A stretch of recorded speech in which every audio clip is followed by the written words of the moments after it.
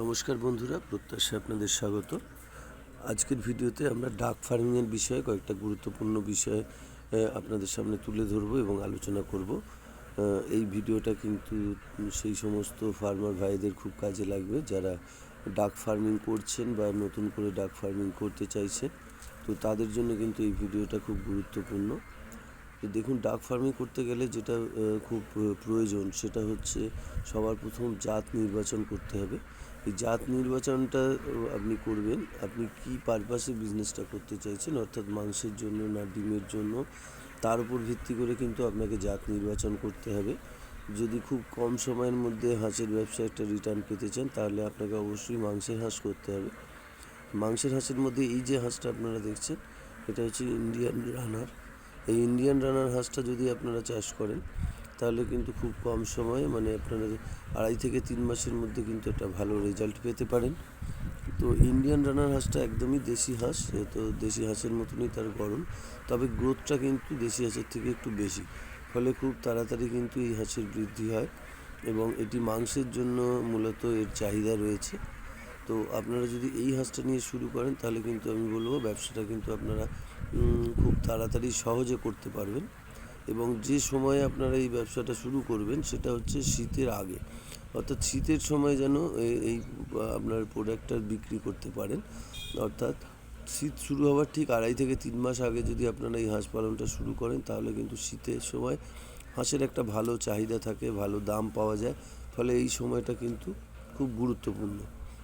এছাড়া আপনারা যেটা করবেন, ডাক ফার্মিং করতে গেলে মনে রাখবেন যে জলাশয় কিন্তু অবশ্যই থাকতে হবে, কারণ পুকুর বা জলাশয় যদি না থাকে তাহলে কিন্তু হাঁস ফার্মিং করতে গেলে আপনাদের অনেক সময় অনেক অসুবিধার সম্মুখীন হবেন। কারণ হাঁস আমরা সকলেই জানি জলচর প্রাণী, জলেই সে থাকে, ফলে এই জল কিন্তু না থাকলে কিন্তু হাঁসের ব্যবসা করাটা কিন্তু আপনাদের পক্ষে খুব কঠিন হয়ে যাবে। আর যেটা দরকার, জলাশয়টা এবং হাঁস চড়ার যে জায়গাটা সেটা যেন মোটামুটি আলো ছায়াযুক্ত হয়, অর্থাৎ সেখানে যেন রৌদ্রের আলো খুব বেশিও না পড়ে, আবার যেন ছায়াযুক্তও না হয়, যেভাবে দেখাচ্ছি আমরা ভিডিওতে দেখুন। এই ধরনের যদি আপনারা আলো ছায়াযুক্ত জায়গায় হাঁসের চাষ করেন তাহলে কিন্তু সেটা কিন্তু হাঁস চাষের পক্ষে খুব ভালো হবে। আপনারা ইন্ডিয়ান রানারের পাশাপাশি কিন্তু বিভিন্ন ধরনের হাঁস রয়েছে যেগুলো কিন্তু বর্তমানে ব্যবসার জন্য ফার্মাররা ব্যবহার করছেন। তো সেগুলোর মধ্যে আপনারা কিন্তু নিতে পারেন বেজিং হাঁস বা হোয়াইট প্যাকিং যাকে বলা হয় সেগুলো নিতে পারেন, ম্যাসক্যাবি বা এটাকে অনেকে চীনা হাঁসও বলে থাকেন। এই ধরনের হাঁস নিয়ে যদি আপনারা মাংসের জন্য করেন তাহলে কিন্তু এদের গ্রোথটা ভালো, ফলে আপনাদের সুবিধা হবে। এছাড়া যদি আপনারা ডিমের জন্য চাষ করতে চান তাহলে কিন্তু অবশ্যই খাকি ক্যাম্বেল নিয়ে চাষ করবেন। খাকি ক্যাম্বেল হাঁসটা কিন্তু ডিমের জন্য সবথেকে ভালো, ফলে আপনারা যারা ডিম উৎপাদন করবেন বলে ডাক ফার্মিং করছেন তাদের জন্য কিন্তু আমরা বলবো যে আপনারা কিন্তু খাকি ক্যাম্বেলটি করবেন।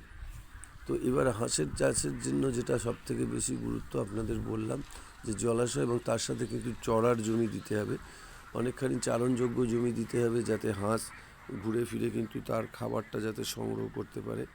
তাতে কিন্তু আপনাদের ফিডিং কস্টিংটা অনেক কম হবে, আর ফিডিং কস্টিং কম হলে তবেই কিন্তু এই ব্যবসায় ডাক ফার্মিং করে বা হাঁসের ব্যবসায় কিন্তু লাভবান হওয়া সম্ভব।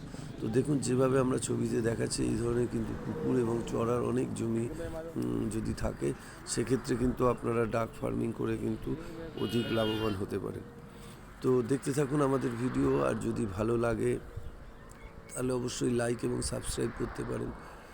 এছাড়া যদি এই ডাক ফার্মিং বিষয়ে কোনো প্রশ্ন বা জিজ্ঞাসা আপনাদের থেকে থাকে তাহলে আমাদের লিখে জানাতে পারেন, আমরা কিন্তু তার যথাযথ উত্তর দেব।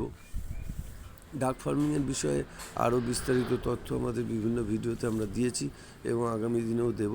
তো দেখতে থাকুন আমাদের ভিডিও।